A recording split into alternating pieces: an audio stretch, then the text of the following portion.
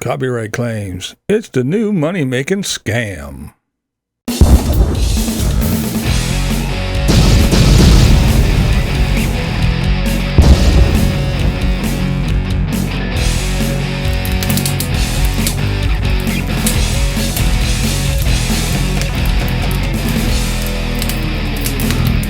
What's up, blind viewers? That's right. Are you tired of actually working? Why do you want to go out and actually put forth effort and do something when all you got to do is sit back and wait? That's right. Just sit back and wait. Wait for somebody else to do something, create something, make something, and then just go in and say, nope, that's mine. Now, if you're doing it in the music world, you might have to throw together a couple riffs real quick and put them in your little storage box. Make sure they're dated so you know exactly when you did it, and then just sit back and wait for someone else to play the same two notes in a row, and then sue them for copyright infringement. Oh yeah, it's not just music.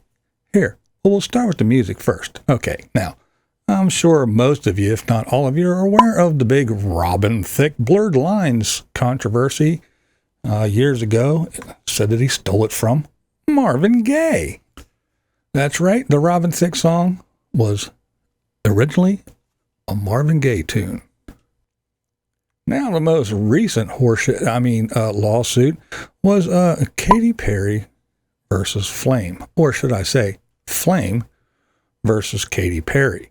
Now, this one went to court, and it was, for some odd reason, it was a trial by jury. So you get a bunch of people that really have no idea of music theory, or anything like that about music, and they played the songs. Do do do do do do do do do. Look, they both go do do do do do. Well, his song was do do do do do first. Yeah, he wins. Are you kidding me? Listen, people, you don't have to be a genius, a rocket scientist. You really don't even have to be that awful smart. There's only so many notes, therefore, so many combinations of notes, so many tempos, okay? You know? It's like saying, okay, you can only work with the numbers 1 through 30. That's it. After 30, just pretend there's no more numbers after 30. 1 through 30. Now, pick a pin code, say. Okay, my new pin code is 4567. Nope, that's a copyright strike. I already used those numbers in that order. Ha ha ha. Yes, that's right. Oh, yeah, don't even try it. 25, 14, 6, and 1. Nope, I already used copyrighted. I already used it. And I used it just like that in that order. No. No one else on the planet can use those numbers in that order because I already did it 10 years ago. Therefore, you can't. Yeah. See how fucking stupid it is? Now, yeah, that's oversimplifying it, but still, it's the same premise. People have been playing music for how long? Of course there's going to be a song, a little melody, a little hunk. It wasn't like they started and played the entire song and ended and said, there you go, this is my song. No, a little riff. A little riff. I don't know, it's crazy. But anyway, so that's the new scam, and it's in the music world, but it's also right here. That's right, right here on YouTube. Oh, yeah. People sit back in their little offices and they hire a bunch of people and they have copyright claim farms. Yeah, a whole bunch of people just sitting around, just scouring shit, just waiting. Hey, there's one. And even if they find one or two, well, they'll just go ahead and flag the whole rest of your catalog because, hey, if you have one or two, good chances are you have more.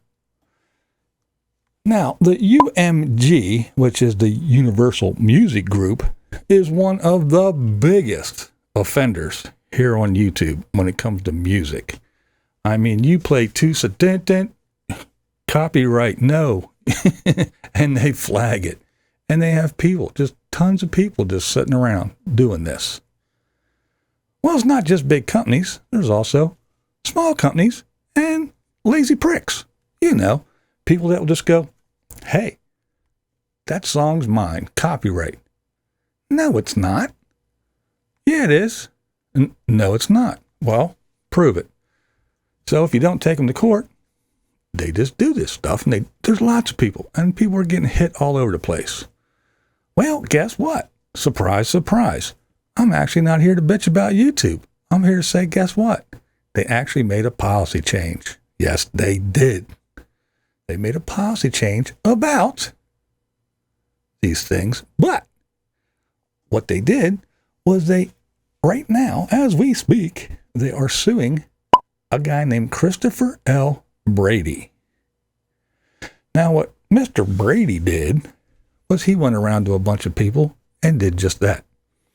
He would file copyright strikes on people, and he'd do it 2 times. And then after the second strike, he would contact these folks and he'd say, well, if you pay me $150 in my PayPal, everything's good. But if you don't, I'm going to give you your 3rd strike. And we all know 3 strikes and you're out. So this is what this guy was doing. He had no claim. These were all fraudulent. He had no claim to anything that he was copyright striking. But the way the old YouTube thing was, well, copyright strike, poof, and your stuff goes down, and you get a strike. Well, so they're suing this guy about this. Well, didn't I just say that Universal Music Group was one of the biggest offenders? So why are they suing Mr. Christopher Brady, and not the Universal Music Group? Well, I have a theory. Don't know if it's right. I'm not a lawyer, but I do have a theory. Okay, so YouTube put this new policy change into effect. All right, you can still get a strike or a violation for big chunks of stuff and blatant copyright use of stuff. But they put in there like little short clips, example, like 5 seconds of a song. It wasn't like hey, we're going to do this. It was just a little 5-second, if somebody hums something like, dun, dun, dun, if they hum a song or anything, shit like that. Or unintentional. Say you're out and you're talking and you're in the street and a car drives by and a song is blaring through the car and then you record it. Yeah, that's right. Before, you could get a copyright strike just for that. Or if you were filming in your house and you swung by your TV and it went woof and you just panned across your TV playing something, copyright strike. Well, anyway, so little short things and unintentional things. Now, the claimant or the copyright holder can still block you and stop you from being monetized, but they can't take your money. So it takes away that lazy way of earning a living, so they just can't sit back and go, that's mine, that's mine, that's mine, send me money, that's mine. They can't do it anymore. They can say that's mine, but they can't extort money from you. So with this in place, YouTube is going to piss off a whole lot of people, including, but not limited to, big corporations like the Universal Music Group. So, with people like that, they're going to probably go, oh, no, YouTube, you can't do this. And they're going to sue YouTube. So, my theory is, again, I'm not a lawyer. I'm just throwing shit to the wall and see if it sticks. But Universal Music Group probably has a whole truckload of lawyers and just wads and mountains of money. And they can go, oh, you want to sue us? Sick 'em, boys. But if YouTube goes after little Mr. Christopher Brady, little Mr. Christopher Brady might have some money, but he ain't got Universal Music Group money. So, If YouTube sues Mr. Brady and wins, then a precedent is set. Boom. It's in the books. There was a case, and you know they always do that. They state case law. Well, in YouTube versus Brady, the courts have declared that, so it'll be used as a precedent set. So in future, if Universal Music Group and others says, oh, no, your new policy is horseshit, you're taking all the money from us, we're suing you, they can go to court and say, well, in YouTube versus Brady, the court has declared, I think that's what they're doing.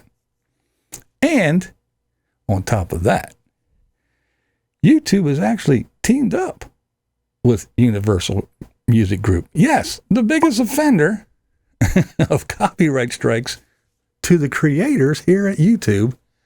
Yes, YouTube teamed up with them to do a whole bunch of remastering of songs, these old things that were, recorded decades ago.